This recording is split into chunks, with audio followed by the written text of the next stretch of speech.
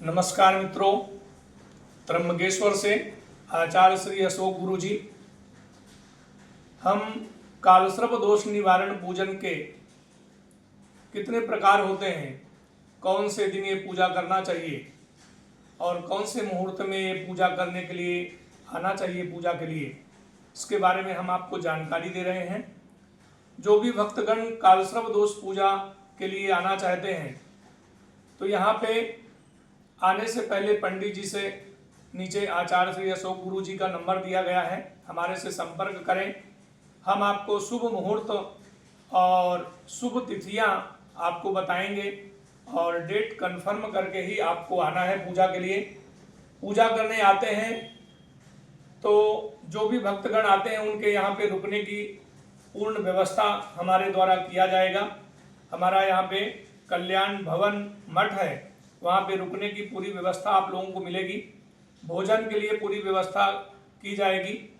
और पूजा करने के लिए आते हैं तो सबसे प्रथम पुरुष वर्ग है तो उनके लिए सफ़ेद कलर का धोती, गमछा, अंग वस्त्र, ये वस्त्र लेकर आपको आना होगा।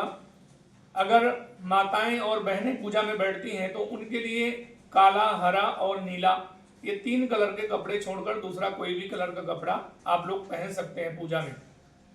पूजन प्रातः काल 8 बजे शुरुआत होता है और 12 बजे तक पूजा संपन्न हो जाता है।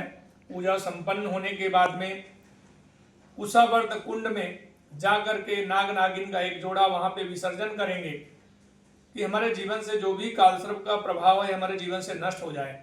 और वहां पे गोदावरी के कुंड में आप लोग स्नान करेंगे। स्नान करने के बाद में वस्त्र आपको पूजा के सब यही छोड़ना पड़ेगा, उसका विशेष ध्यान रखिएगा। इसके बाद में आप अपने रेगुलर वस्त्र पहनेंगे और त्र्यंबकेश्वर मंदिर का आप लोग दर्शन करेंगे।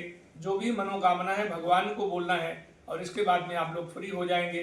ध्यान रखने वाली बात है, ये पूजन त्र्यंबकेश्वर मेन टेम्पल पे किसी को भी मंदिर में अलाउड नहीं है। यहाँ पे जितना भी पूजन होता है आसपास जो भी मठ मंदिर बने हुए हैं वहाँ पे ही पंडित जी लोग पूजा कराते हैं। और हमारा यहाँ पे जो मठ है, नीचे शिव जी का मंदिर बना हुआ है कल्याणेश्वर महादेव, वहाँ पे ही हॉल में हम लोग पूजा विधि करवाते हैं। और जो भी पूजा करवाते हैं भक्तों, सभी को सेपरेट पूजा ही करना चाहिए, क्योंकि यहाँ पे 2 प्रकार में पूजन होता है।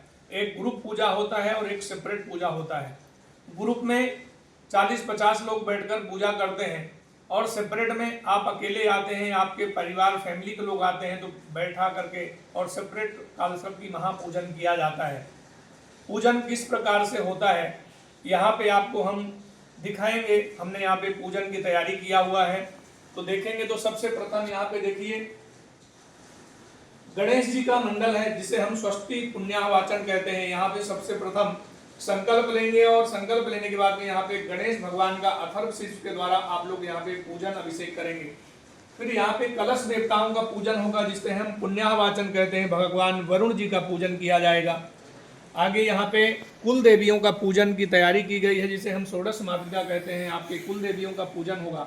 और यहाँ पे सर्वतोभद्र मंडल है, कालसर्प का प्रधान मंडल, जहाँ पे हम कालसर्प देवताओं का स्थापन पूजन और भद्र मंडल का पूजन करेंगे। आगे यहाँ पे देखेंगे भगवान नवग्रह देवता बैठे हुए हैं। रंका करोति राजा नाम राजाम करोति रंका, राजा को भिखारी और भिखारी को राजा बना सकते हैं, इतनी शक्ति इन ग्रहों में है। तो ग्रहों का पूजन स्थापन यहाँ पे किया जाएगा। लास्ट में यहाँ पे भगवान शिव जी का मंडल बना हुआ है जिसे हम रुद्र मंडल कहते हैं। शिव जी का यहाँ पे पूजन किया जाएगा, शिव जी का अभिषेक किया जाएगा। और इसके बाद में कालसर्प की, राहु केतु और सर्प की मूर्तियां हैं, उनका अभिषेक पूजन किया जाएगा। और फिर इसके बाद में आप लोग हवन पूजन करेंगे। हवन पूजन करने के बाद में भगवान गणेश जी और शिव जी का यहाँ पे आरती होगा और आरती करने के बाद में यहाँ पे पूजन हमारा संपन्न होगा। बोलिए त्र्यंबकेश्वर भगवान की जय।